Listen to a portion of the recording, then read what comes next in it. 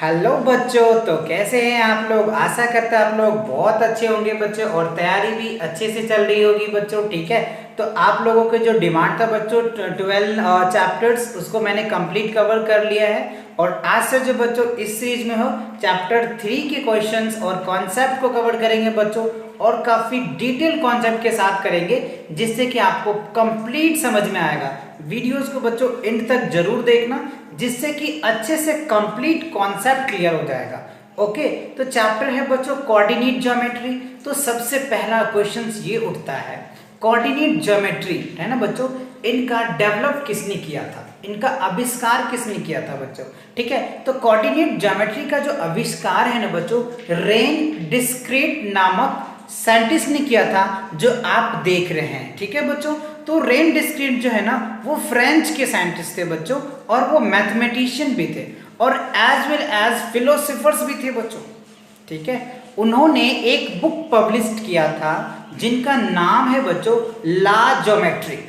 ठीक है बच्चों, ला ज्योमेट्रिक ये एक अलजेब्रा की बुक थी, जिसमें उन्होंने पहली बार यूज किया था ज्योमेट्री का।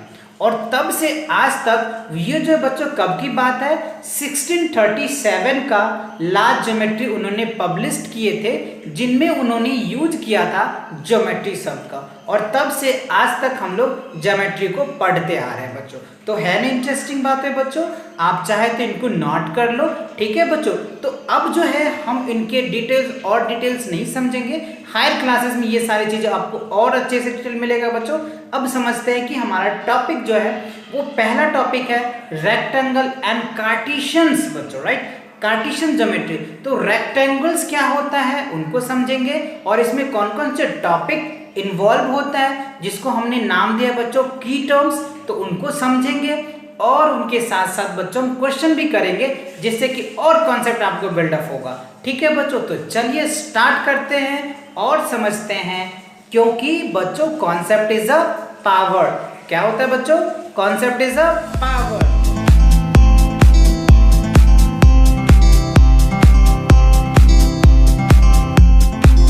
So let's do। तो यहाँ पे देखो की टर्म्स हमने रखा है इसमें। पहले तो हमें ये समझना है कि रेक्टेंगुलर्स और कार्टेशियन कोऑर्डिनेट क्या होता है। रेक्टेंगल मतलब आप उनको क्या कर दो, एक वर्टिकल लाइन, यहाँ आप देख रहे हैं बच्चों, ये हमने एक वर्टिकल एक्सिस लिया है और एक हॉरिजॉन्टल। वर्टिकल समझ में आता है, हॉरिजॉन्टल भी आपको अच्छे से समझ में आता है। तो ये वर्टिकल एक्सिस हो जाएगा और ये हॉरिजॉन्टल एक्सिस हो जाएगा। ठीक, और ये जो प्लेन बचे हैं, ये जो प्लेन होता है ना, इन्हीं को हम बोलते हैं कार्टेशियन प्लेन। ठीक है, इसको क्या बोल देते हैं, कार्टेशियन प्लेन, या आप रेक्टेंगुलर कह सकते हैं। Got it, clear. अब देखते हैं इनके की टर्म्स। तो इसमें देखो बच्चों, की टर्म्स से पहले एक पॉइंट ये समझो आप, यहाँ पे देखो एक्स डैश हमने लिया है, तो क्या होता है, ये जो होता है बच्चों एक्स डैश होता है। ठीक है बच्चों, ये क्या होता है, एक्स डैश होता है, ये होगा आपका एक्स डैश, और एक्स डैश ओ और एक्स, मतलब एक्स डैश ओ और एक्स, ये क्या होता है, एक लाइन होगा बच्चों, जिसको आप हॉरिजॉन्टल लाइन भी बोल सकते हैं। इस लाइन को क्या बोल सकते हैं, हॉरिजॉन्टल लाइन बोल सकते हैं। आर मछली, मछली का मतलब क्या होता है अभी बताएंगे बच्चों। मछली परपेंडिकुलर टू लाइन, ठीक है बच्चों, यानी थ्रू द पॉइंट ऑफ इतना, यानी वाई। तो ये बच्चों इसको बोलते हैं वाई डैश, और ये होता है ओ, और ये होता है वाई एक्सिस। तो देखो एक्स ओ और एक्स वाई डैश ओ, और ये दोनों एक दूसरे पे क्या है बच्चों, मछली परपेंडिकुलर। दिख रहा है आपको, ये सभी क्या है, मछली परपेंडिकुलर है। दोनों जो लाइन है बच्चों, हॉरिजॉन्टल लाइन और वर्टिकल लाइन, मतलब ये दोनों इस पे परपेंडिकुलर है। दिख रहा है आपको, तो ये क्या हो जाएगा, परपेंडिकुलर हो जाएगा। या हमने इस पे ऐसे बना दिया है, तो ये क्या होगा, परपेंडिकुलर। तो ये भी 90 डिग्री होता है, ये भी 90 डिग्री, ये भी 90 डिग्री, ये भी 90 डिग्री। तो ये जो होता है ना तीनों, ये एक दूसरे का मछली परपेंडिकुलर होता है। तो वर्ड समझ में आया, मछली परपेंडिकुलर मतलब ईच एंगल जो होगा वो 90 डिग्री का होगा। क्लियर। चलो अब इसमें देखो, इसको हम लोग बोलते हैं एक्स एक्सिस और इनको बोलते हैं वाई एक्सिस। तो ये जो हॉरिजॉन्टल वाले हैं इनको वाई एक्सिस बोलेंगे और इनको एक्स एक्सिस बोलेंगे। ठीक है, क्लियर हुआ। ओके, अब देखो बच्चों इसको डिफाइन कैसे करेंगे। तो देखो एक्स एक्सिस क्या होता है, तो एक्स एक्सिस को ऐसे आप डिफाइन कर सकते हैं, लिखना चाहे तो आप लिखेंगे लाइन एक्स डैश ओ और एक्स आर कॉल्ड क्या होगा बच्चों, एक्स एक्सिस।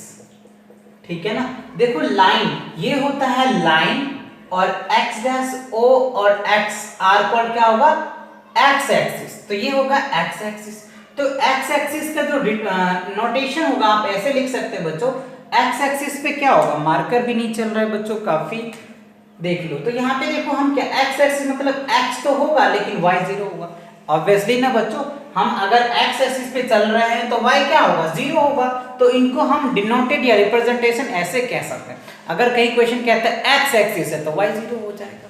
ठीक है, चलो अब देखते हैं वाई एक्सिस। तो यहाँ पे आप ये डेफिनेशन लिख सकते हैं, line Y dash O and Y are called Y axis. Y axis clear हुआ।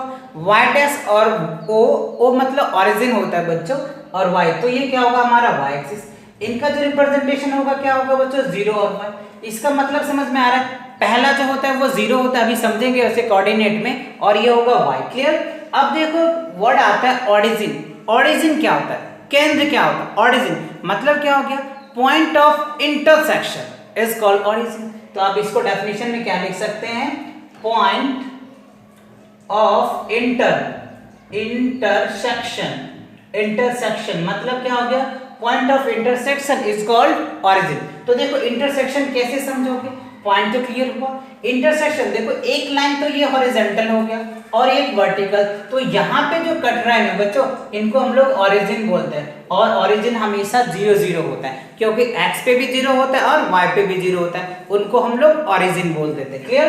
तो ओरिजिन समझ में आया, point of intersection is called origin. अब जो सबसे इंपॉर्टेंट वर्ड है बच्चों, जो बच्चों को समझ में नहीं आता है, वो है एब्सिसा। एब्सिसा क्या होता है बच्चों, राइट। तो एब्सिसा क्या होता है, length of x axis. X axis के अकॉर्डिंग अगर चलते हैं तो उनको हम लोग क्या बोल देते हैं, एब्सिसा। तो आप लिखना चाहें तो ऐसे लिख सकते हैं, लेंथ ऑफ एक्स एक्सिस, ठीक है, इज कॉल्ड क्या होगा बच्चों, एब्सिसा। क्या होगा, एब्सिसा, राइट। एब्सिसा क्लियर, समझ में आया। मतलब जो एक्स एक्सिस का जो लेंथ ट्रेवल करेंगे ना, वो हमारा क्या होगा, एब्सिसा। या इस साइड ले लीजिए या इस साइड ले लीजिए, तो हमको इसको क्या बोल देंगे, एक्स एक्सिस पे जो डिस्टेंस ट्रेवल करेंगे उनको हम लोग एब्सिसा कहते हैं। ओके। सेकंड देखो क्या है, ऑर्डिनेट बच्चों। ऑर्डिनेट क्या होगा, लेंथ ऑफ वाई एक्सिस। जो वाई एक्सिस का लेंथ कवर करेंगे उसको हम लोग क्या बोल देते हैं, ऑर्डिनेट बोलते हैं। तो आप यहाँ पे लिख सकते हैं, लेंथ ऑफ वाई एक्सिस, ठीक है, इज कॉल्ड क्या होगा बच्चों, ऑर्डिनेट। ठीक है, तो दोनों एब्सिसा और ऑर्डिनेट दोनों क्लियर हुआ अच्छे से। चलो अब देखते हैं बच्चों कोऑर्डिनेट। तो कोऑर्डिनेट क्या होता है, जो एक्स एक्सिस और वाई एक्सिस दोनों में मूव करते हैं उनको हम लोग बोलते हैं कोऑर्डिनेट, राइट। मूव ऑन या meet on X and Y, right, तो उनको हम लोग बोलते हैं कोऑर्डिनेट। जैसे एक्स और वाई हो गया बच्चों, तो कुछ डिस्टेंस हमने एक्स पे ट्रेवल किया और कुछ डिस्टेंस वाई। लेट्स सी, अगर हम इस फिगर में देख लें, चलो हम यहाँ पे एक पॉइंट ले लिए बच्चों, यहाँ पे अब यहाँ पे हमने नाम दे दिया इतना एक्स और वाई। तो देखो x क्या होगा, तो x जो होगा ये डिस्टेंस होता है, अभी आपने पढ़ा है कि x एक्सिस को जो डिस्टेंस करेंगे, और y क्या होगा बच्चों, ये डिस्टेंस होता है। तो यहाँ पे एक डिस्टेंस निकल के आ गया x और y, तो इस पॉइंट को हम लोग क्या बोल देंगे, कोऑर्डिनेट, राइट बच्चों। ये क्या होगा, कोऑर्डिनेट। तो आई होप ये समझ में आ गया कि x एक्सिस क्या होता है, y एक्सिस क्या होता है, ओरिजिन क्या होता है, एब्सिसा क्या होता है, ऑर्डिनेट क्या होता है, कोऑर्डिनेट। अब जो सबसे इंपॉर्टेंट है, जिस पे क्वेश्चन पूछे जाते हैं, वो है बच्चों क्वाड्रेंट। क्या है बच्चों, क्वाड्रेंट। तो क्वाड्रेंट क्या होता है, तो अभी हमने जो कार्टेशियन प्लेन पढ़ा था, इनको 4 पार्ट में बांट देते हैं, उन्हीं को हम लोग क्वाड्रेंट बोलते हैं। Got it. ओके। तो देखो फर्स्ट क्वाड्रेंट हो जाएगा ये बच्चों, first quadrant, second quadrant, third quadrant and fourth. तो ये हमारा एक्स एक्सिस था, ये एक्स डैश था बच्चों, ठीक है ना, और ये क्या हो गया y, और ये होता है y डैश, ठीक। तो इनको बोलते हैं फर्स्ट क्वाड्रेंट, इनको बोलते हैं सेकंड क्वाड्रेंट, और ये होता है बच्चों third quadrant, and these are the fourth quadrant. तो गॉट इट, 4 क्वाड्रेंट होते हैं, ठीक है, first quadrant, second quadrant, third quadrant and fourth quadrant.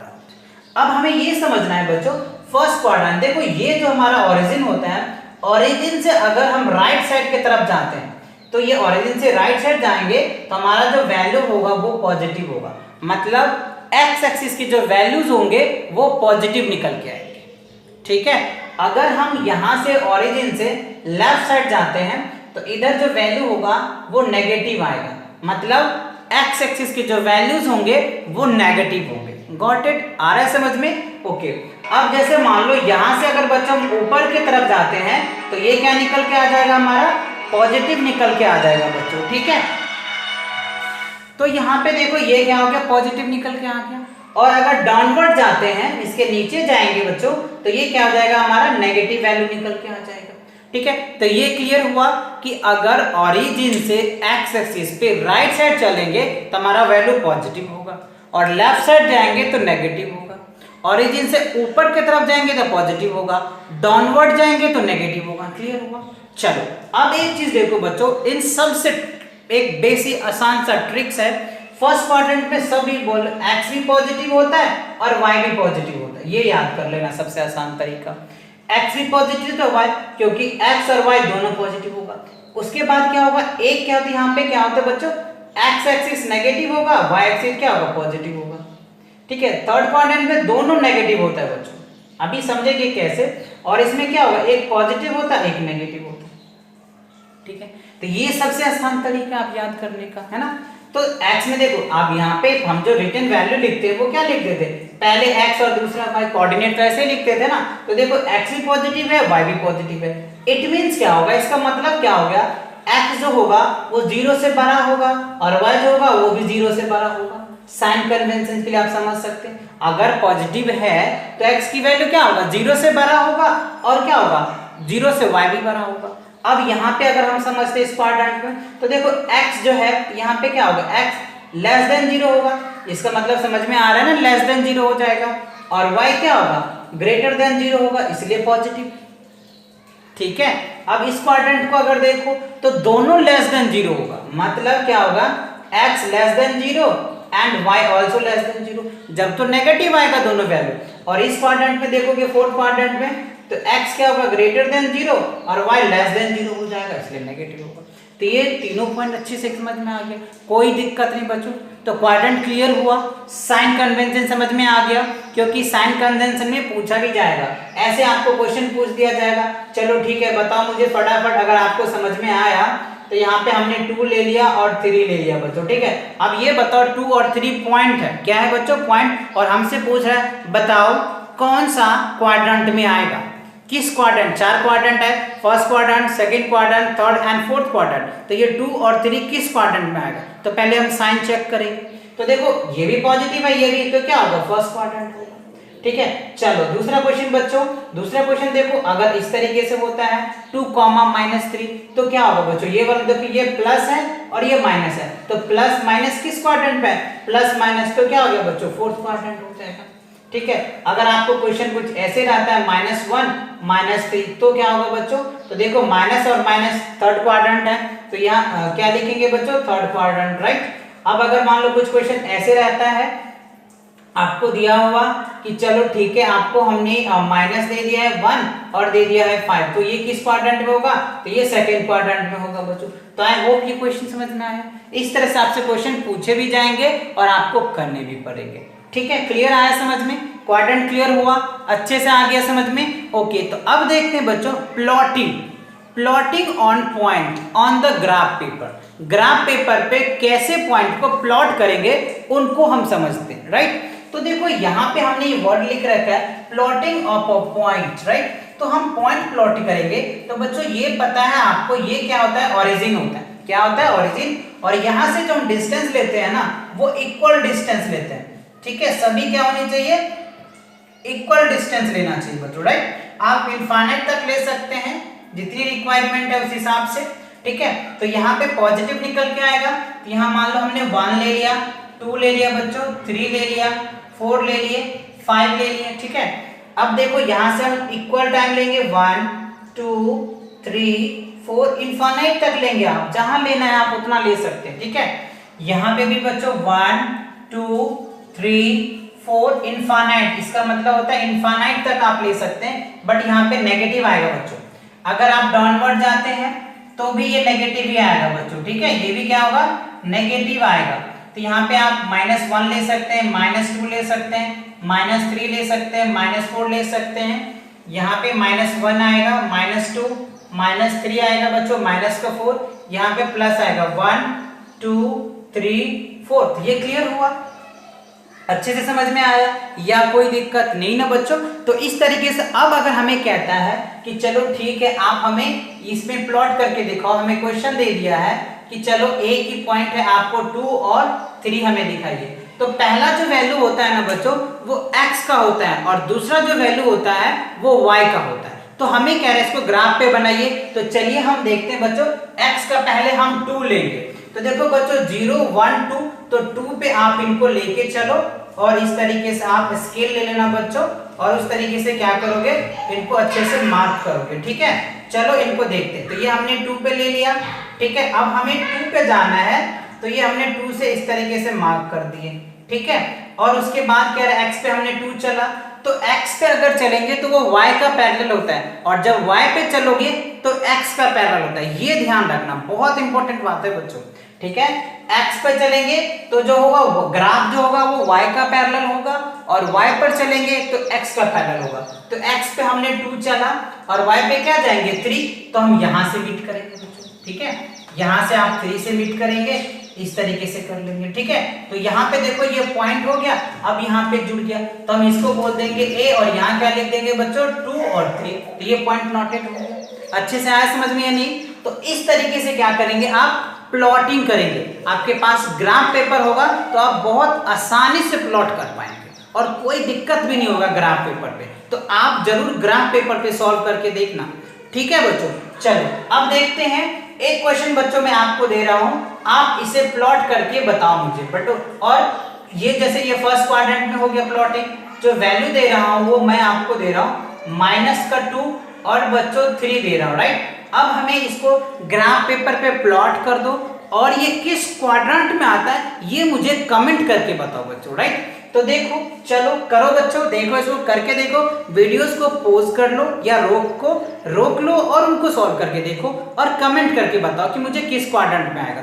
जिससे मुझे भी एम्पावर मिलेगा कि नहीं स्टूडेंट कर रहे हैं और समझ भी रहे हैं, राइट। चलो तो देखते हैं बच्चों, आई होप आप कर लिए होंगे, ठीक है। तो देखो x की -2 है, तो इधर लेंगे या इधर लेंगे, ऑब्वियसली बच्चे इधर लेंगे, राइट। तो यहां से आप दे दो -2। तो अभी हमने बताया जब x की वैल्यू का ग्राफ खींचेंगे तो वो पैरेलल ऑफ क्या होगा, y एक्सिस का होगा, तो y एक्सिस पे गए। और x की वैल्यू क्या है 3, तो इसका पॉइंट इस तरीके से यहां से लेंगे बच्चों, तो ये निकल के आ जाएगा।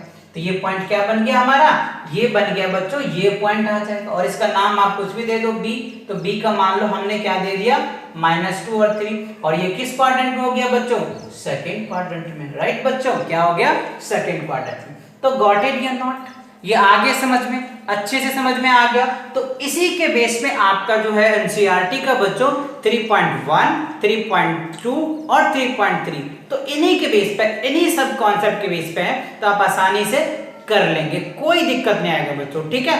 चलो तो इसको नोट कर लो बच्चों, देखते हैं अगला क्वेश्चन। ये एक कॉन्सेप्ट आप और भी समझ सकते हैं बच्चों, ठीक है। चलो इनको भी थोड़ा सा समझ लेते हैं, ध्यान से देखो। यहां पे अगर मान लो ये हमें एक पॉइंट दिया हुआ है बच्चों, राइट। कभी कभी पूछ लिया जाता है 9th स्टैंडर्ड में भी कि हमें इसका डिस्टेंस बताइए। तो देखो ये बच्चों यहां से दूरी जो होता है इनको x बोलते हैं, ठीक है, और ये डिस्टेंस को y बोलते हैं। तो ये हमारा क्या होता है, शॉर्टेस्ट डिस्टेंस होता है, ठीक है। तो ये अगर हमें o और a पूछ लिया जाता है कि OA क्या होगा, व्हाट क्या होगा, तो कैसे निकालोगे, इसको बोलते हैं डिस्टेंस। क्या बोलते हैं बच्चों, डिस्टेंस। तो देखो ये हो गया x और ये हो गया y, और ये क्या होता है परपेंडिकुलर 90 डिग्री। तो पीजीटी का कॉन्सेप्ट पता होगा आपने, पाइथागोरस थ्योरम बच्चों, है ना।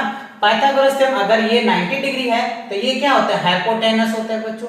ये क्या हो जाएगा बेस और ये हो जाएगा परपेंडिकुलर। तो h इक्वल टू आपने पढ़ा होगा, h स्क्वायर इक्वल टू क्या होता है p square plus b square. तो h फाइंड आउट करना होगा तो अंडर रूट क्या कर देंगे बच्चों, p स्क्वायर प्लस क्या कर देंगे b स्क्वायर। तो इससे क्या निकल के आ जाएगा हाइट, सॉरी आपका वो ph का डिस्टेंस, यानी तो यहाँ पे देखो h को क्या बोल देंगे हम OA। तो इसका फॉर्मूला यहाँ अगर आप निकालोगे तो OA इक्वल्स टू क्या निकल के आ जाएगा बच्चों, ओरिजिन के लिए एक्स स्क्वायर हो जाएगा और वाई स्क्वायर निकल के आ जाएगा। तो ये क्या होगा आपका ओरिजिन का डिस्टेंस, मतलब ओरिजिन से कितना डिस्टेंस पे ये पॉइंट है। x मतलब समझ में आ रहा है, इसका स्क्वायर और इसका स्क्वायर दोनों के स्क्वायर का सम कर देंगे तो ओरिजिन से किसी a पॉइंट का आपका डिस्टेंस निकल के आ जाएगा। ठीक है, ये बात समझ में आया। चलो इस पे एक क्वेश्चन दे रहे हैं, इसका मुझे कमेंट में आंसर दे करके बताओगे बच्चों। ठीक है, एक क्वेश्चन है इसी के बेस पे, चलो यहीं पे दे रहे हैं बच्चों। ठीक है, एक क्वेश्चन है आपके पास 3 बच्चों और है 4। ठीक है, तो x की वैल्यू 3 दिया हुआ है और y की वैल्यू, मतलब x की वैल्यू 3 ले लो और y की वैल्यू 4 ले लो। ठीक है, तो हमें बताओ ये ओरिजिन से कितना डिस्टेंस पे है, राइट। ओरिजिन से यानी OA का डिस्टेंस क्या होगा, इसका बच्चों हमें कमेंट करके बताओ, फटाफट बताओ बच्चों। ठीक है, चलो इनको करके सॉल्व करके मुझे कमेंट करो। ये मैं सॉल्व नहीं करूंगा और मैं चेक करूंगा कि कौन सा बच्चा सबसे पहले इसका आंसर दे रहा है बच्चों। ठीक है, चलो करो इसको जल्दी जल्दी। फिर बच्चों हम लोग एक्सरसाइज के क्वेश्चन को सॉल्व। देखो एक्सरसाइज 3.1, इसमें बच्चों है 2 क्वेश्चन और इंपॉर्टेंट क्वेश्चन है। बट बच्चों ये जो है ना थियरीज दे रखा है काफी लंबा, क्वेश्चन बहुत आसान है बच्चों और आसान भी लगेगा आपको सॉल्व करने में। जब आप क्वेश्चन को पढ़ेंगे ना और 1 से 2 बार रीड करेंगे ना तो आपको अच्छे से क्लियर समझ में आ जाएगा, आईने की तरफ फिगर क्लियर हो जाएगा बच्चों, राइट। विजुअलाइज करोगे तो जैसे जैसे क्वेश्चन कह रहा है वैसे वैसे कर। चलो देखते हैं क्वेश्चन फर्स्ट बच्चों। कह रहा है कि how will you describe the position of the table lamp on your study table on another person. Suppose मान लो कि आप टेबल पे पढ़ रहे हो, राइट। तो सपोज मान लो यहां पे आप हो, यहां पे हैं, तो ये क्या हो जाएगा आपका फ्रंट। ठीक है, तो अब यहाँ पे देख लो, अगर यहाँ से आप स्टडी कर रहे हैं, ठीक है, यहाँ से आप स्टडी कर रहे होंगे तो ये आपका क्या हो गया, फ्रंट हो जाएगा टेबल का। ठीक है ना, तो फ्रंट होगा तो फ्रंट से मान लो यहाँ से यहाँ की जो डिस्टेंस है, सपोज हम मान लेते हैं 2 फीट है बच्चों। क्या है, 2 फीट मान लो, तो ये हमारा क्या हो गया, फ्रंट जो है वो 2 फीट निकल के आ जाएगा। और यहाँ से अगर इनके लेफ्ट साइड जाते हैं बच्चों, ये क्या हो गया इनके लेफ्ट साइड, तो लेफ्ट साइड मान लो ये क्या हो गया लेफ्ट साइड। ठीक है, ये क्या हो गया लेफ्ट साइड हो जाएगा, तो लेफ्ट साइड मान लो 1 फीट हो जाएगा। ठीक है, लेफ्ट क्या होगा 1 फीट निकल के आ जाएगा। तो ओवर इन ऑल इस लैंप का पोजीशन क्या रहा है ना, तो ये पोजीशन क्या निकल के आ जाएगा बच्चों। तो हमने x पे कितना लिया है 1 और इस पे लिए 2, तो ये क्या हो जाएगा 1 और 2 निकल के आ जाएगा। तो ये क्या था हमारा लैंप का पोजीशन निकल के आया। इसको मैंने यहाँ पे थोड़ा सा वर्ड में लिख दिया, आप चाहे तो ऐसे भी समझ लीजिए कि so the portion of the table's lamp is the 1 feet from the left edge, मतलब 1 फीट क्या है ये लेफ्ट एज में हो गया बच्चों, और 2 feet of the 2 feet from the front of front है, तो 2 फीट जो है वो उनके फ्रंट में। तो यही क्वेश्चन में कहना था, बस इतनी सी बात थी। तो यही आपको क्या करना है लिख देना है। ठीक है बच्चों, तो चलो सेकंड क्वेश्चन देखते हैं। सेकंड क्वेश्चन की काफी बड़ी कहानी है बच्चों, इनको पॉइंट बाय पॉइंट करके समझना पड़ेगा आपको। ठीक है, चलो तो देखते हैं सेकंड क्वेश्चन क्या है। Street plan a city has a 2 main road which cross each other center of the cities। मतलब क्या रहा है, एक स्ट्रीट प्लान है बच्चों, ठीक है, मेन रोड का, और सिटी हैज 2 मेन रोड, जो सिटी से होते जाएंगे 2 मेन रोड होगा बच्चों। ठीक है, which cross to each other, ये दोनों है एक दूसरे को क्रॉस कर रहा है बच्चों। मैं ऊपर का क्वेश्चन रफ कर रहा हूं बच्चों, और जैसे जैसे क्वेश्चन कह रहा है मैं ऐसे ऐसे ड्राइव करता हूं जिससे कि आप आसानी से इस क्वेश्चन से समझ पाएंगे बच्चों। ठीक है, तो चलो सबसे पहले हम क्या बनाते हैं, 2 सिटी बना लेते हैं। ठीक है, 2 मेन रोड, तो ये हमने स्केल लिया और इस तरीके से हमने ये ड्रॉ किया, एक मेन रोड हो गया बच्चों, और इनके हमने सेंटर से ले लिए। ठीक है, तो इनके सेंटर से एक ड्रॉ करेंगे तो ये क्या निकल के आ जाएगा बच्चों। ठीक है, यहां से थोड़ा सा नीचे ले लेते हैं, तो ये हो जाएगा आपका 2 स्ट्रीट, राइट। हमने क्या ले लिया 2 मेन रोड ले लिए, ये कह रहा है ना अ सिटी हैज 2 मेन रोड, तो तो हमने दो, एक मेन रोड ये ले लिया हॉरिजॉन्टली और एक वर्टिकली ले लिया, ठीक है, क्रॉस ईच अदर, तो एक दूसरे को क्रॉस कर रहा है यहाँ पे, ठीक है, तो cross the two roads of the city of the north south direction, ठीक है, एक नॉर्थ साउथ डायरेक्शन, तो नॉर्थ साउथ आपको पता है बच्चों क्या होता है, ये होता है नॉर्थ, ये होता है साउथ, ये बोलते हैं ईस्ट और ये बोलते हैं बच्चों वेस्ट, ठीक है, तो ये हमारा क्या हो जाएगा, नॉर्थ में हो जाएगा, ये हो जाएगा साउथ, ये हो जाएंगे ईस्ट और ये हो जाएंगे वेस्ट, तो वही कह रहा है हमें कि नॉर्थ साउथ डायरेक्शन है, तो नॉर्थ साउथ डायरेक्शन हमने ले लिया, ठीक है, एंड ईस्ट वेस्ट डायरेक्शन, तो ईस्ट वेस्ट डायरेक्शंस ले लिए, ठीक है ना, तो बस यही क्वेश्चन को पढ़ते जाओ सब क्लियर हो जाएगा, तो यहां तक हमने समझ लिया। अब कह रहे हैं बच्चों, all the other street of the cities run parallelly, roads are the 200 apart, the road are about 5 street. अब कह रहे हैं बच्चों इसमें कि जो वो रोड के जो स्ट्रीट है, गली जो है वो 200 मीटर है, क्या है बच्चों, ईच जो है 200 मीटर पे 5 स्ट्रीट है बच्चों, ठीक है, 5 स्ट्रीट है, तो चलो हम ड्रॉ कर लेते हैं बच्चों 5 स्ट्रीट, ठीक है, चलो यहां से हमने 5 स्ट्रीट ड्रॉ कर लेते हैं कुछ इस तरीके से, 1 स्ट्रीट हो गया बच्चों, ठीक है, इसी तरीके से इनको 2 स्ट्रीट ड्रॉ कर लो, ठीक है बच्चों, 3 स्ट्रीट हमने ड्रॉ कर दिया, 4 स्ट्रीट हो गए और 5 स्ट्रीट, और ये दोनों के जो बीच के जो गैप है वो क्या है, यानी हम मेजरमेंट लेते हैं 1 सेंटीमीटर इक्वल्स टू हमने ले लिया 2 मीटर, 200 मीटर, ठीक है, वैसे यहाँ पे कह भी रहे बच्चों कि 1 सेंटीमीटर इक्वल्स टू 2 मीटर, तो हमने ले लिया और ये हमने ड्रॉ किया, तो देखो 1 स्ट्रीट, 2 स्ट्रीट, 3, 4, 5, तो ये हमारा क्या हो गया, हॉरिजॉन्टली स्ट्रीट हो गया। अब अगर इसका हम कहते हैं इस तरीके से बनाएंगे, एक 1 स्ट्रीट हो गया बच्चों, 2 स्ट्रीट हो गया, 3 स्ट्रीट हो गया, 4 स्ट्रीट हो गया, 5 स्ट्रीट हो गया।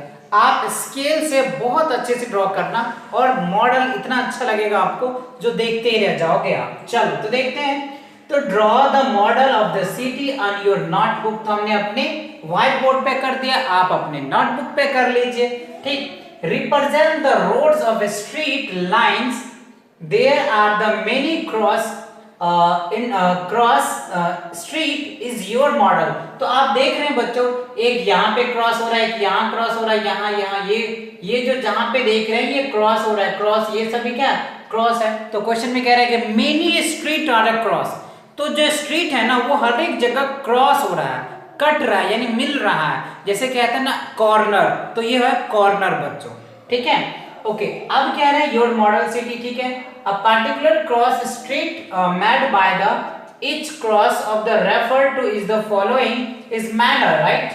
If second street, अब ध्यान दो यहां से कह रहा है, if the second street running in the north south direction, तो second street है जो बच्चों, ये हो गया first street, ये second street, ये हो गया third street, ये fourth street और ये क्या हो गया fifth street, ठीक है, ये क्या है 5th स्ट्रीट, रोमन में लिख लो बच्चों 5th स्ट्रीट, ठीक है, तो कह रहा है कि जो सेकंड स्ट्रीट है वो नॉर्थ साउथ डायरेक्शन, सेकंड मतलब ये वाला, तो ये जो है आपका नॉर्थ साउथ डायरेक्शन में जा रहा है, ये क्या है नॉर्थ साउथ, तो ऊपर से नॉर्थ टू साउथ, तो ये सेकंड डायरेक्शन हो गया, second street running in the north south direction, ठीक है, एंड 5th क्रॉसिंग देन, तो 5th को वो क्या कर रहा है क्रॉस कर रहा है, तो यहां से देखो ये हो जाएगा बच्चों 1 2 3 4 और 5, तो 5th इधर से जाएगा, तो नॉर्थ साउथ ये हो जाएगा, तो ये स्ट्रीट क्या बन जाएगा बच्चों 2 और 5 निकल के आ जाएगा, ये पॉइंट क्या हो गया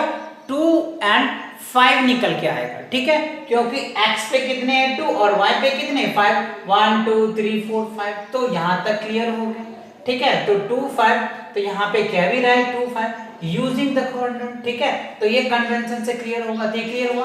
अब देखो, तो ये इतनी थी कहानी जो हमने यहाँ पे लिख दिया, बना दिया, ड्रॉ कर दिया।